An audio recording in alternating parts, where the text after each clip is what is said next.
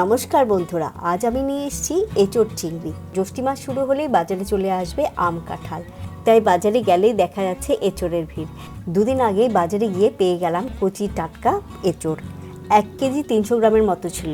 তবে একটা কথা ভালো যে যার কাছ থেকে এঁচোড়টা কিনেছিলাম তিনি এঁচোড়টাকে কেটে খোসা ছাড়িয়ে ছোট ছোট টুকরো করে দিয়েছিলেন, যা আমার পক্ষে বাড়িতে এনে অর্ধেক করে কেটে খোসা ছাড়ানো সম্ভব ছিল না।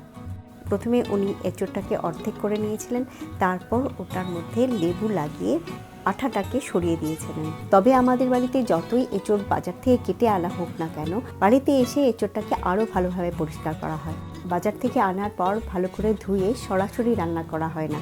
ছোটোবেলা থেকেই দেখে এসেছি আমার দিদা খুব সুন্দরভাবে এঁচোড়গুলো কাটতেন, যা থেকে আমার মাও একই প্রসেস ফলো করে আসছেন। দিদা বলতেন কাঁঠাল পাকার পর আমরা শুধু কাঁঠাল থেকে কোয়াটা বের করে খাই, আশেপাশের শিরার মতন শক্ত জিনিসগুলো ফেলে দিই। তাই এঁচোড় রান্নার সময় আমরা যদি ওই শক্ত শিরাগুলো ফেলে দিই তাহলে তরকারিটা আবর্জনার মতো হয় না। এঁচোড়ের টুকরোগুলোর ভেতর থেকে প্রথমে বীজটাকে আলাদা করা হয়, আর বীজের ভেতরে যে একটা শক্ত পরত থাকে সেটাকে ফেলে দেওয়া হয়। যেমন এখানে একটা বাটিতে রাখা হয়েছে বীজ, আর স্কিনের ভেতরে যে মোটা সাদা অংশটা সেটা দুটোই শক্ত বলে আলাদা করে রাখা হয়েছে। আর অন্য বলে নেওয়া হয়েছে এঁচোড়ের কোয়া। আর নিয়েছি দুটো আলু, খোসা ছাড়িয়ে জলের মধ্যে ভিজিয়ে রেখেছি যাতে কালো হয়ে না যায়। এবার দুটো বলে যে আলাদা আলাদা করে এঁচোড়ের টুকরোগুলো রাখা হয়েছে সেগুলোর মধ্যে এঁচোড়ের কোয়াটা যেহেতু একটু নরম ধরনের, তার জন্য এটাকে 15 মিনিটের মতো কড়াতে নুন হলুদ দিয়ে সেদ্ধ করে নেব। 15 মিনিট পর এঁচোড়টা যখন নরম হয়ে আসবে তখন জল ঝরিয়ে আলাদা পাত্রে তুলে রাখবো।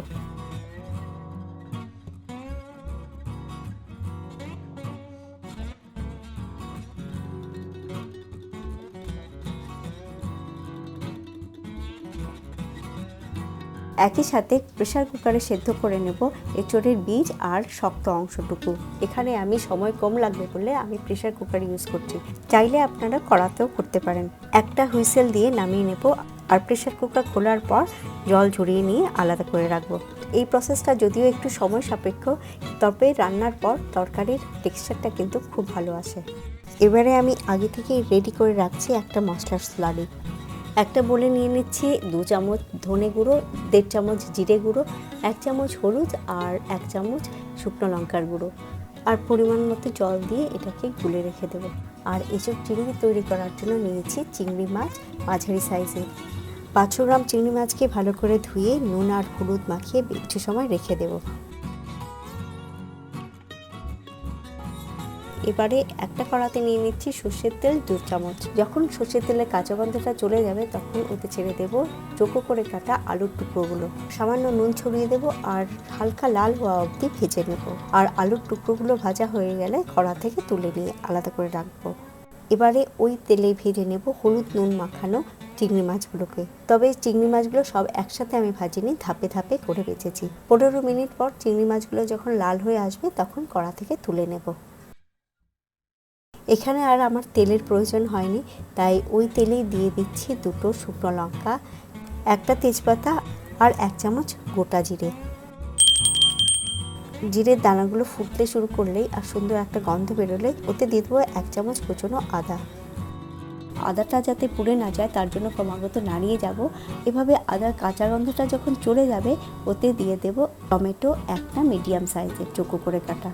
সামান্য নুন ছড়িয়ে দেবো যাতে টমেটোগুলো নরম হয়ে যায়।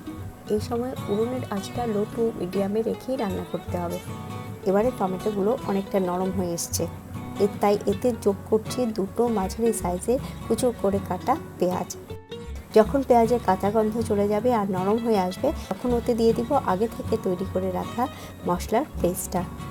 এভাবে অনবরত নাড়িয়ে নিয়ে মশলাটাকে ভালো করে কষিয়ে নিতে হবে। আমি এখানে উনুনের আঁচটা মিডিয়ামে রেখেছি। আর এই মশলার মধ্যে মিশিয়ে দিচ্ছি 1 চামচ চিনি। এতে চিনিটা ক্যারামেলাইজ হয় আর মশলার সাথে মিশে একটা সুন্দর কালার আসে। এবারে মশলাটা অনেকটা হয়ে আসছে আর মশলার থেকে তেল ছাড়া শুরু হয়েছে, তাই ওই কষানো মশলার উপর সিদ্ধ করে রাখা পুরো এঁচোড়গুলো দিয়ে দেব। আর এখানে আমি স্বাদ অনুযায়ী নুনটাও ব্যবহার করব। এভাবে 5 মিনিট ভালো করে মশলার সাথে এঁচোড়গুলোকে মিশিয়ে নেব। আর খানিক বাদেই ছড়িয়ে দেব ভাজা আলুর টুকরোগুলো।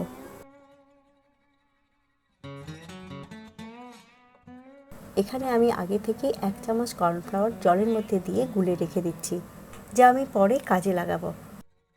আর ঝালের জন্য দিয়ে দিচ্ছি 4 থেকে 5টা চেরা কাঁচা লঙ্কা। তবে এখানে আমি একটা কাঁচা লঙ্কা আলাদা করে রেখে দিয়েছি, পরে ব্যবহার করব বলে।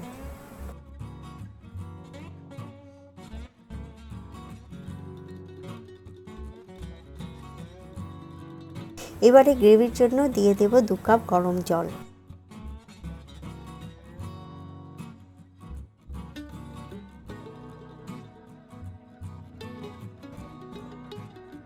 আর একই সাথে ছড়িয়ে দিচ্ছি ভাজা চিংড়ি মাছগুলো।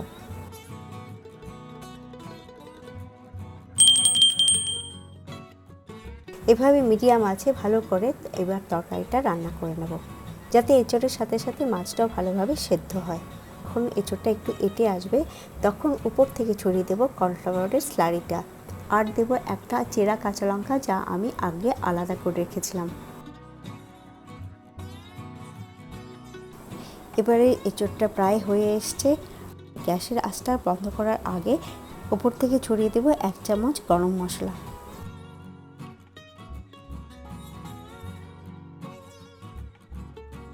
গরম মশলাটা এঁচোড়ের সাথে ভালো করে মিশিয়ে নিয়ে গ্যাসের আঁচটা বন্ধ করে দিচ্ছি।